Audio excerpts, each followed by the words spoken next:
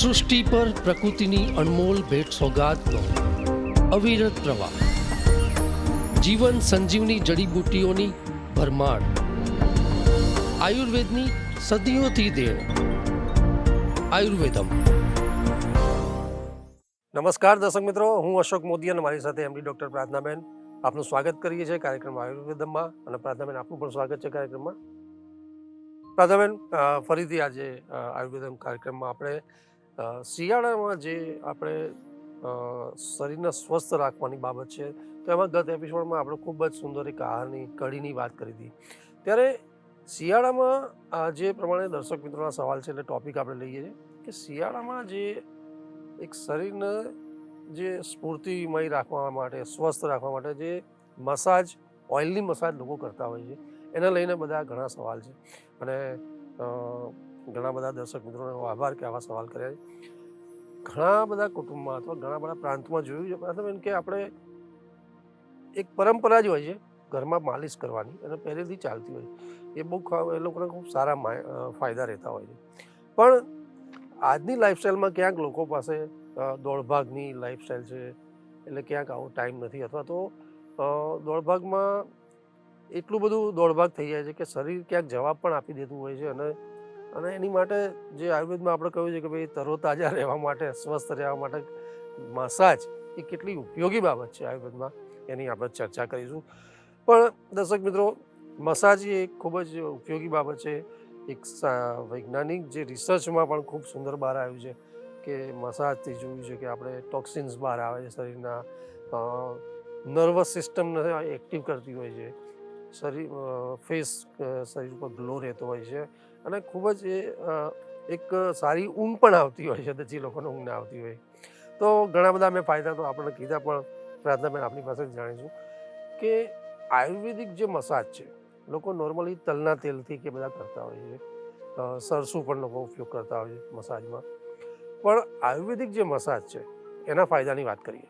આયુર્વેદમાં પ્રાચીન યુગથી જ આપણે ત્યાં મસાજ અને માલિશ એનું વર્ણન કરેલું છે. ને આયુર્વેદિક સંહિતા ગ્રંથોમાં પણ આપણે દિનચર્યા આપણી કેવી હોવી જોઈએ, કે આપણે સ્વાસ્થ્ય ટકાવી રાખવા માટે દિનચર્યાની અંદર પણ એક મસાજ, એને અભ્યંગ, આયુર્વેદિક સંહિતા ગ્રંથોમાં મસાજ, માલિશ અને અભ્યંગ નામ આપવામાં આવ્યું છે. મસાજ કરવું એ આયુર્વેદમાં લખ્યા પ્રમાણે આપણા દિનચર્યાનો એક ભાગ હોવો જોઈએ. પણ અશોકભાઈ, આપણે સાચી વાત કહી કે આપણી આ દોડધામ ભરી જે વ્યસ્ત લાઈફસ્ટાઈલ છે, કે ભાગમ ભાગ સવારથી માણસ બ્રેકફાસ્ટ કર્યો ના કર્યો અને ઓફિસે રવાના થતો, ઓફિસ માટે જવા નીકળી જતો હોય છે, તો મસાજ કરવાનો ટાઈમ નથી મળતો. તો એના માટે અઠવાડિયામાં એક વખત, અને ખાસ કરીને શિયાળામાં તો મસાજ કરવું જ જોઈએ, કેમ કે એ આપણા સ્વાસ્થ્યને સાચવી રાખે છે. આપણે બધા ટોપિક એવી રીતે લઈ રહ્યા છીએ, અને દર્શકોના સવાલ પણ એવા જ આવી રહ્યા છે કે મારે મસાજ વિશે સાંભળવું છે, કે ખાસ કરીને આજે ઠંડીની મોસમ હોય કે શિયાળાની ઋતુમાં દરેક વ્યક્તિએ સવારના સમયમાં મસાજ કરવું જોઈએ, પણ ટાઈમ ના હોય તો સાંજના સમયે પણ મસાજ કરી શકાય છે. એ આપણા તનના અને મનના સ્વાસ્થ્યને પણ બરકરાર રાખે છે. તો દિનચર્યાના એક પાર્ટ રૂપે મસાજ કહ્યું છે કે દરેક વ્યક્તિએ અભ્યંગ એ કરવો જોઈએ. મસાજ કરવું, માલિશ કરવું, અભ્યંગ એટલે કે એમ ખાલી તેલ ચોપડી દેવું એવી વાત નથી હોતી. એવી રીતે તેલનો અભ્યંગ, એવી રીતે તેલ લગાવવું કે આપણા સ્વેદ ગ્રંથિ, ચામડીમાં જે ત્વચા કે ચામડીમાં રહેલી જે સ્વેદ ગ્રંથિ કે કેશ ગ્રંથિ હોય, એમાંથી રોમકૂપોમાં તેલ જાય, શરીરની અંદર ઉતરે અને શરીરની સાતેય ધાતુઓનું પોષણ કરે એવું મસાજ, અને એવા તેલનું મસાજ કરવું એ આયુર્વેદમાં લખ્યું છે. આયુર્વેદના સંહિતા ગ્રંથોમાં અભ્યંગ નામ આપેલું છે, ને અભ્યંગમ આચરેત નિત્યમ, આવું કહ્યું. અભ્યંગમ એટલે કે મસાજ આચરેત કરવું જોઈએ, નિત્યમ રોજ જ કરવું જોઈએ. સ જરા શ્રમ વાત હા, જરા એટલે કે ઘડપણ, વૃદ્ધત્વને અટકાવે છે. મસાજ કરવાનો ફાયદો એ છે કે મસાજ નિત્ય કરવામાં આવે તો જરા એટલે કે વૃદ્ધત્વની પ્રક્રિયાને દૂર ધકેલે છે, ઘડપણને અટકાવે છે, શ્રમ થાકને દૂર કરે છે. ઘણા દર્શકો, મોટા ભાગના લોકોએ ક્યાંક ને ક્યારેક મસાજ કરાવવી જોઈએ છે. અને આપણી ભારતીય સંસ્કૃતિમાં તો બાળક જન્મે ત્યારે જ એને મસાજ કરવાનો રિવાજ છે કે નવજાત શિશુને પણ માલિશ કરવામાં આવે છે. અને પ્રસૂતા સ્ત્રીને કે ડિલિવરી થઈ ગયા પછી એ સ્ત્રીને પણ 1.5 મહિના સુધી મસાજ કરવાનો રિવાજ આપણે ત્યાં છે. મોટા ભાગના લોકોએ મસાજ કરેલું જ હોય છે. અને નાના બાળકોને પણ મસાજ કરવામાં આવે છે કે થાકને દૂર કરે છે. ડિલિવરી પછીનો જે ડિલિવરી વખતનો જે થાક હોય છે એ થાકને દૂર કરે છે. સજરાસમ વાતહા, શ્રમ એટલે કે થાકને દૂર કરે છે. વાતહા એટલે વાત વ્યાધિને અટકાવે છે. વાત વ્યાધિ વાયુના 80 રોગો છે, 80 રોગો સામે પ્રોટેક્શન આપે છે જો નિત્ય મસાજ કરવામાં આવે તો. નિત્ય આપણને ટાઈમ ના હોય તો અઠવાડિયામાં 1 વખત શનિવાર કે રવિવાર મસાજ કરવું જોઈએ.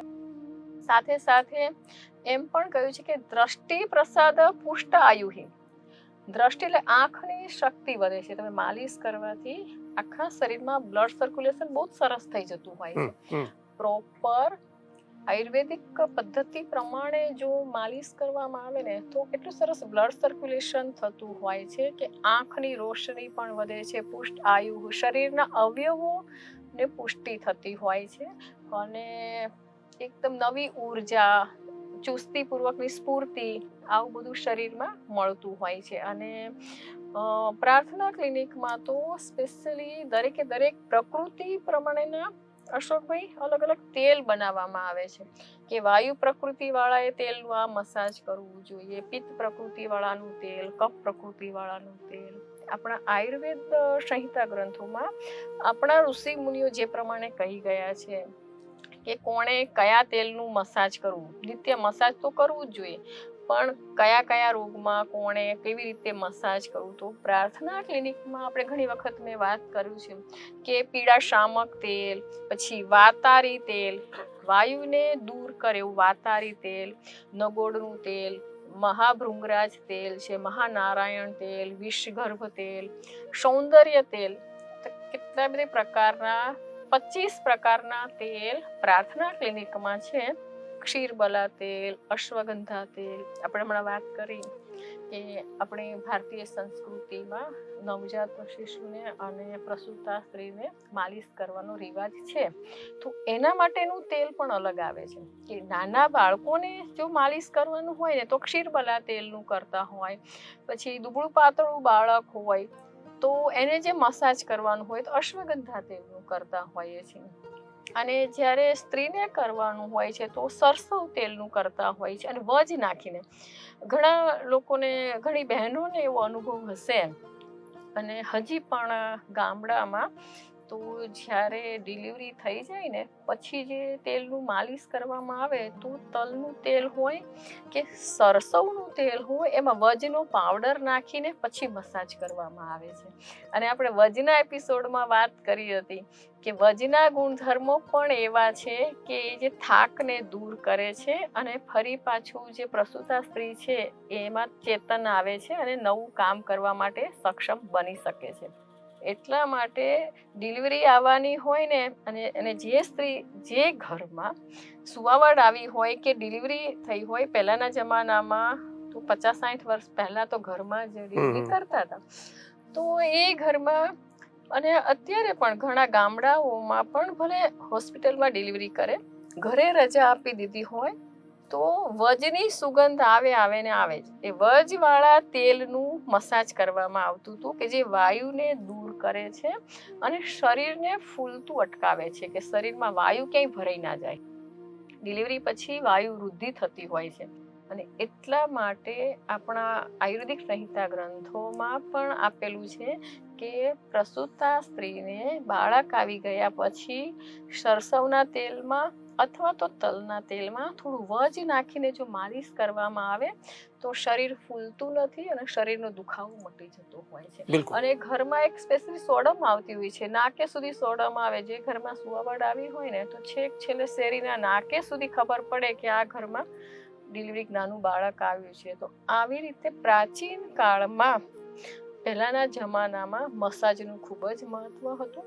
અત્યારે તો મોટા ભાગના લોકોને સિઝેરિયન થતા હોય છે, એટલે ડિલિવરી પછીનું મસાજ બહુ ઓછું જોવા મળે, કેમ કે પેટ પર થવાનું ના હોય, તો ટાઈમની મારામારી હોય, મહિનો સવા મહિનો થયો હોય ના હોય ને ઓફિસમાં પાછું નોકરી પર જોઈન થઈ જતા હોય, એટલે આજકાલ મસાજ લોકો ઓછું કરે છે. પણ આયુર્વેદિક દ્રષ્ટિકોણથી અને એઝ એ આયુર્વેદિક ડૉક્ટર કે આયુર્વેદમાં લખ્યા પ્રમાણે નિત્ય મસાજ કરવું જોઈએ. અને આયુર્વેદ સંહિતા ગ્રંથોમાં એ પણ કહ્યું છે કે નિત્યમ સ્નેહાદ્ર શિરસઃ, માથામાં પણ આપણે આખા શરીરમાં મસાજની તો વાત કરી, અષ્ટાંગ હૃદયમાં મહર્ષિ વાઘભટ્ટે કહ્યું છે કે પગના અંગૂઠાથી તો છેક માથા સુધી મસાજ કરવું જોઈએ.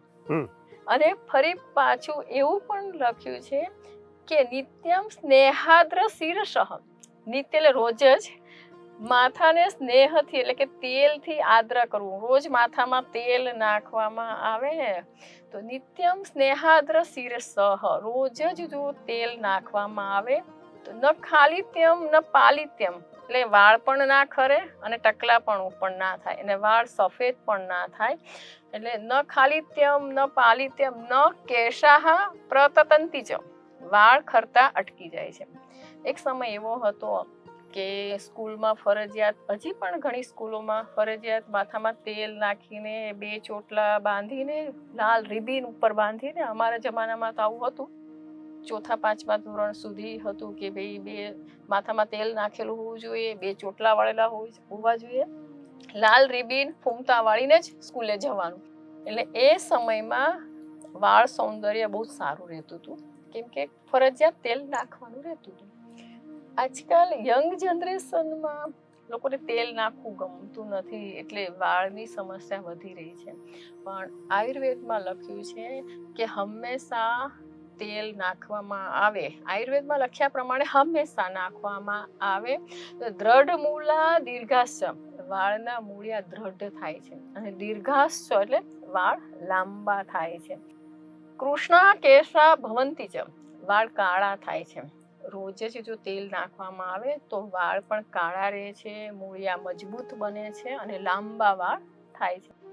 આપણે રોજ ટાઈમ ના હોય તો ભલે આપણે આજના જમાના પ્રમાણે થોડી વાત કરીએ કે આજકાલ લોકોને રોજ જ માથામાં તેલ નાખવું સમય નથી, ગમતું નથી, તો પછી તો અઠવાડિયામાં 3 વખત રાત્રે સૂતી વખતે પ્રાયોસી ભૃંગરાજ તેલ પ્રાર્થના ક્લિનિકમાં માથામાં નાખવા માટેનું, જેમ કે મહર્ષિ વાઘભટ્ટે કહ્યું છે કે નિત્યમ સ્નેહાદ્ર શિરસઃ, રોજ માથામાં તેલનો અભ્યંગ કરવો જોઈએ, માથામાં મસાજ કરવું, રોજ નહીં, અઠવાડિયામાં 3 વખત પ્રાયોસી ભૃંગરાજ તેલ નાખવામાં આવે તો મૂળિયા મજબૂત થાય છે અને લાંબા વાળ કાળા સુવાળા રેશમતા લહેરાતા વાળ થઈ જાય છે અને વાળની તંદુરસ્તી સારી રહેતી હોય છે. વાળ હેર હેલ્ધી, સિલ્કી અને શાઇની બની જતા હોય છે. પ્રાર્થના ક્લિનિકમાં 25 જાતના તેલ છે. તેલના મસાજના ફાયદામાં માથાના જે તેલની વાત કરી રહ્યા છીએ તો પ્રાર્થના ક્લિનિકમાં જે શિરોધારા થાય છે એમાં પણ માથામાં અભ્યંગ કરવામાં આવે છે અને શિરોધારા સારવારમાં અભ્યંગની સાથે સાથે પગમાં મસાજ પણ કરવામાં આવે છે. તો પગના તળિયામાં ગાયનું ઘી લેવાનું અને કાંસાની વાડકીથી જો મસાજ કરવામાં આવે ને તો આંખોની રોશની સારી રહે છે, જ્યોતિ વધે છે. કે જે લોકોને વિઝનમાં પ્રોબ્લેમ હોય, આંખ લાલ રહેતી હોય, આંખમાંથી પાણી નીકળતું હોય, અકાળે વાળ સફેદ આવી જતા હોય, પગના તળિયામાં બળતરા થતી હોય, પગમાં વાઢિયા પડી જતા હોય, હાથ પગમાં બળતરા થઈ જતી હોય, માથામાં બળતરા થતી હોય, વારંવાર ચશ્માના નંબર વધી જતા હોય, તો આવા લોકોએ પગના તળિયામાં નિત્ય હંમેશા ગાયનું ઘી અથવા તો એરંડિયું પણ લઈ શકાય, પણ મારા હિસાબે ગાયનું ઘી બેસ્ટ છે. તો ગાયના ઘીનું પગના તળિયામાં મસાજ કરવામાં આવે તો ખૂબ જ સારો એવો ફાયદો થઈ જતો હોય છે. અને જે લોકોને અનિદ્રા હોય તો આપણે સાચી વાત કરી કે જે લોકોને ઊંઘ ના આવતી હોય તો માલિશ કરવાથી બહુ બિલકુલ. સરસ ઊંઘ આવી જતી હોય છે. પ્રાર્થના ક્લિનિકમાં એટલા સરસ તેલ છે, એમાંનું એક જાસૂદનું તેલ છે. મોટા ભાગના ધર્મગુરુ અને મંદિરોમાં પ્રાયોસી જાસૂદનું તેલ જતું હોય છે બહાર, અહીંયા અને વિદેશમાં અને આઉટ ઓફ ગુજરાત પણ બધી જગ્યાએ મંદિરોમાં ધર્મગુરુઓ જાસૂદનું તેલ, પ્યોર જાસૂદનું તેલ પ્રાર્થના ક્લિનિકમાં સારામાં સારું મળે છે. અને એક વખત વાપર્યા પછી એ જ ગમતું હોય છે. એ ખાસ એ ધીધૃતિ સ્મૃતિ વધારે છે. અને જે લોકોને ઊંઘ ના આવતી હોય કે સતત દોડધામ રહેતી હોય, ખૂબ જ કાર્યરત રહેતા હોય, માનસિક કામ બહુ રહેતું હોય, પ્રોફેસરો હોય, વકીલો હોય, ડૉક્ટરો હોય, બહુ જ થાક લાગતો હોય ને પછી જ્યારે બહુ જ થાકના કારણે ઊંઘ ના આવે તો ત્યારે તમે જાસૂદનું તેલ, પ્રાયોસી જાસૂદનું તેલ જો મસાજ કરવામાં આવે ને, એ પણ માલિશ તો ફિંગર ટિપ્સથી કરવામાં આવે તો ગાઢ ઘસઘસાટ ઊંઘ આવી જાય છે. અને પ્રેક્ટિકલી અશોકભાઈ એટલા બધા પેશન્ટ મારી પાસે આવે છે કે જેમ કે આપણે એક રિવ્યુ આપ્યું હતું કે પારુલબેન પટેલ, એમને ઊંઘ નહોતી આવતી તો એમને પ્રાર્થના ક્લિનિકમાંથી જાસૂદનું તેલ આપ્યું માથામાં લગાવવા. શિરોધારા પણ જાસૂદના તેલની અને બ્રાહ્મીના તેલની કરી તો એમને કોઈ પણ દવા વગર ગાઢ ઘસઘસાટ ઊંઘ આવી જાય છે. તો ઊંઘની દવાઓ ક્યાંક ને ક્યાંક કંઈક ને કંઈક નુકસાન કરે તો ઊંઘની દવાઓ લેવા કરતા પ્રાયોસી જાસૂદનું તેલ એ રોજ સાંજે કે રાત્રે સૂતી વખતે હલકા હાથે માથામાં લગાવવામાં આવે ફિંગર ટિપ્સથી તો ગાઢ ઘસઘસાટ ઊંઘ આવી જાય છે. અને કેટલા બધા પેશન્ટને આ પ્રાયોસી જાસૂદના તેલથી બહુ સરસ રિઝલ્ટ મળ્યું છે. તો આ રીતે આયુર્વેદ શાસ્ત્રમાં બતાવ્યા પ્રમાણે માથામાં મસાજ કરવાનો, પગના તળિયામાં મસાજ કરવાનો અને આખા શરીરમાં બોડી મસાજ એ દરેક પ્રકૃતિ પ્રમાણે અને રોગો પ્રમાણે અલગ અલગ તેલનું વર્ણન આપણા ઋષિમુનિઓ કરી ચૂક્યા છે કે આ રોગમાં આ તેલ વાપરવું. અને પ્રાર્થના ક્લિનિકમાં બધી જ જાતના તેલ મળતા હોય છે અને દરેકે દરેક લોકો એનો સારો ઉપયોગ કરીને સરસ એની સફળ સારવાર થતી હોય છે.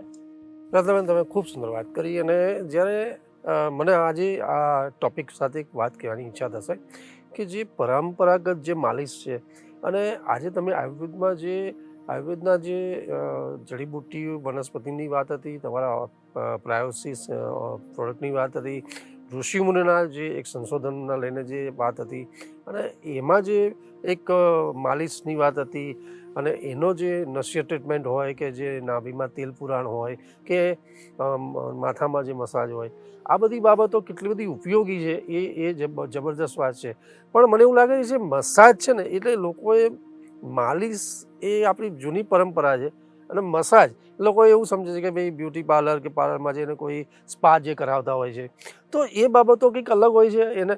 પણ જે એક્સટર્નલ અને ઇન્ટરનલ જે બાબતો શરીરને જે સ્વસ્થ રાખવાની બાબત છે કે શરીરના ગ્લોની વાત છે કે શરીરના ટોક્સિન્સની વાત છે કે નર્વસ સિસ્ટમને એક્ટિવ કરવાની વાત છે, એ આપણી પરંપરાગત જે માલિશ છે અથવા તો આયુર્વેદની તમે જે વાત કરી એ કેટલી બધી ઉપયોગી છે અને સીધી સહેજ રીતે ઘરમાં તમે સીધે ઉપયોગ બી કરી શકતા હોય છે.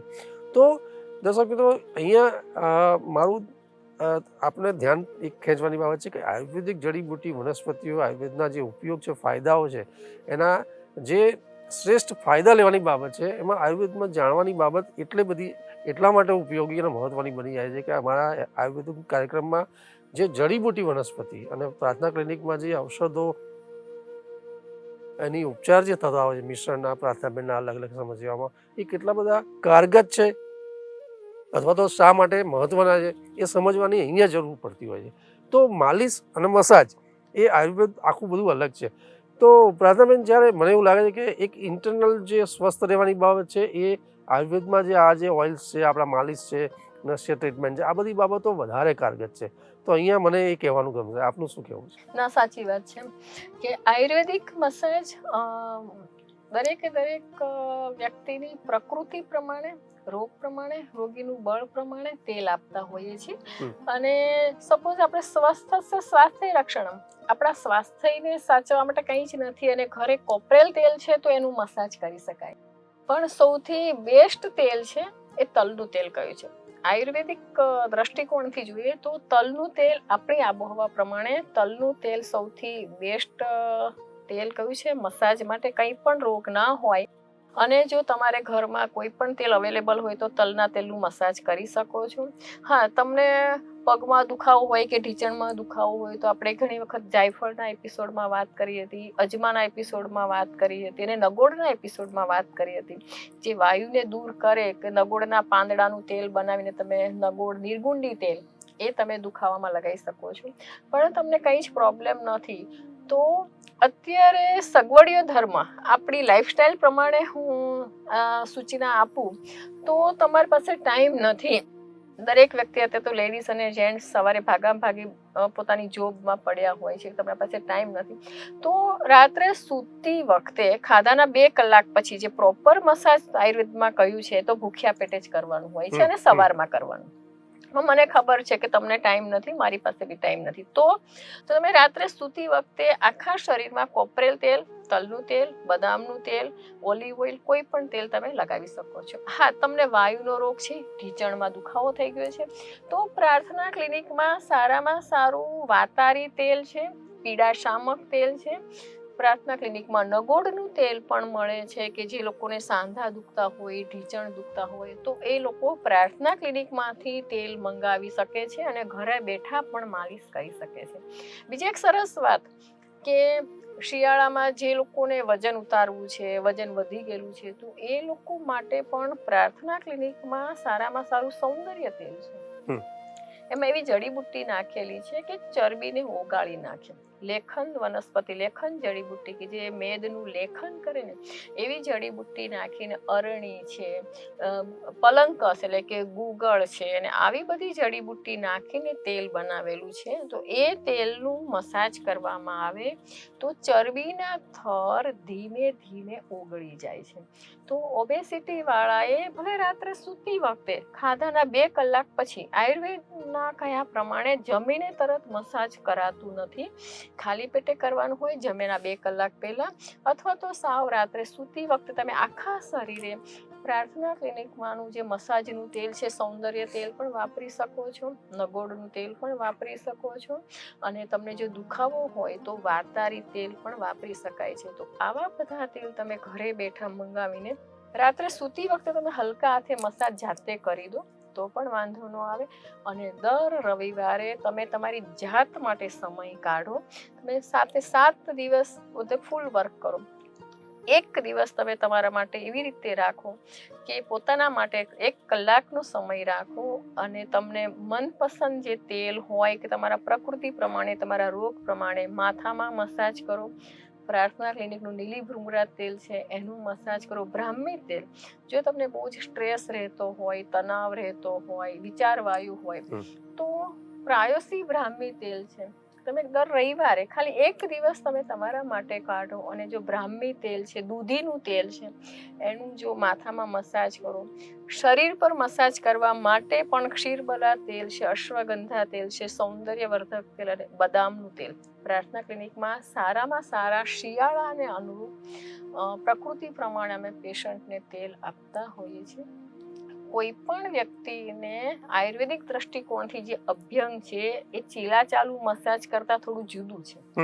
આયુર્વેદિક મસાજ અભ્યંગ કે છે, આયુર્વેદમાં અભ્યંગ નામ આપેલું છે અને આપણે એને ઇંગ્લિશમાં મસાજ અને દેશી ભાષામાં માલિશ એવું કહેતા હોય છે. પણ આયુર્વેદિક દ્રષ્ટિકોણથી એ અલગ જ છે. અને આયુર્વેદિક દ્રષ્ટિકોણથી જે તેલ આપવામાં આવે છે એ બિલકુલ ડિફરન્ટ હોય છે અને એના ગુણધર્મ પણ એટલા સરસ હોય છે. એટલા બધા પેશન્ટને મેં તેલ આપ્યા છે.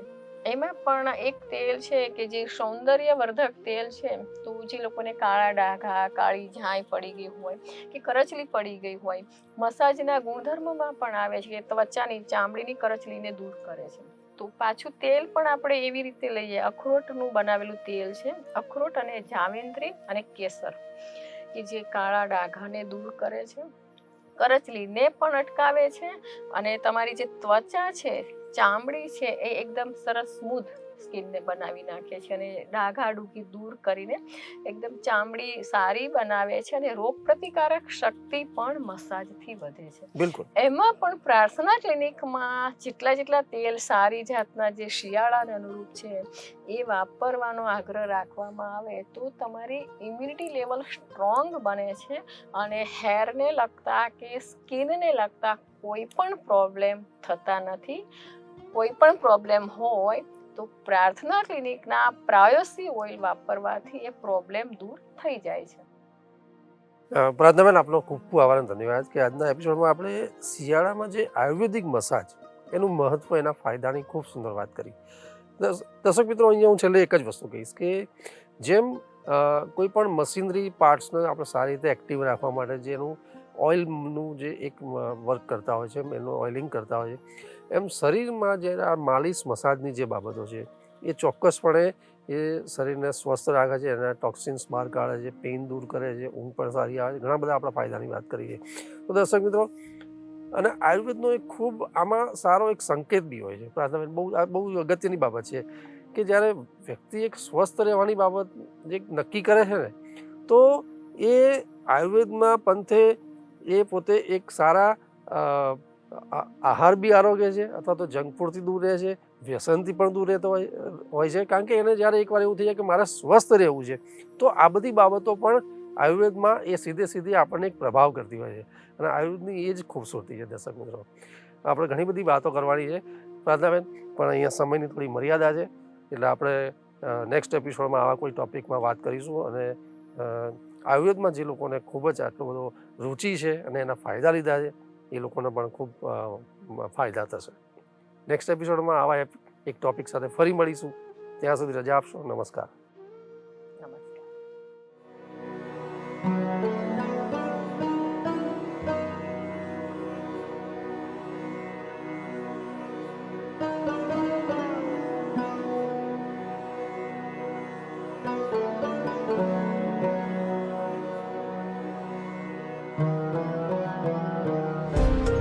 સૃષ્ટિ પર પ્રકૃતિની અનમોલ ભેટ સોગાદનો અવિરત પ્રવાહ, જીવન સંજીવની જડીબુટ્ટીઓની ભરમાર, આયુર્વેદની સદીઓથી દેણ. આયુર્વેદમ